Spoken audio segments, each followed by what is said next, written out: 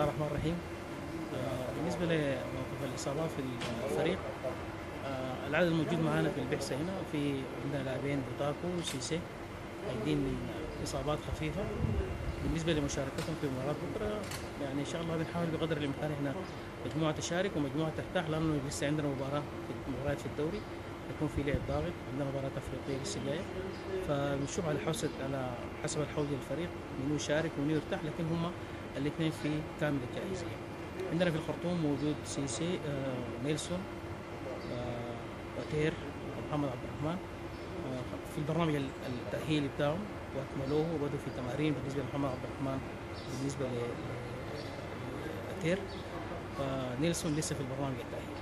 بقية اللاعبين الحمد لله في وضع صحي مطمن، ونتمنى ان شاء الله الامور تمشي بالصورة دي لغاية نهاية المشوار الدوري السوداني والافريقي ان شاء الله.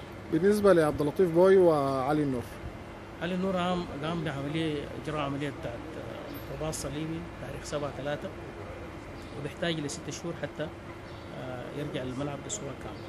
عبد اللطيف بوي أكمل 3 شهور ودخل في الشهر الرابع، يبدأ الآن في تمارين الجري حول الملعب.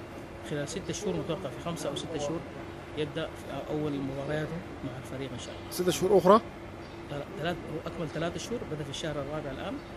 خلال 6 شهور هو يعني من بداية العملية في 6 شهور بيكون رجع. أنا باقي له 3 شهور ويرجع مع الفريق إن شاء الله. شكرا. كلمة أخيرة؟ والله أتمنى التوفيق إن شاء الله للفريق في مباراتنا بكرة والمباريات القادمة في البطولة الأفريقية، وتحقيق المراد إن شاء الله.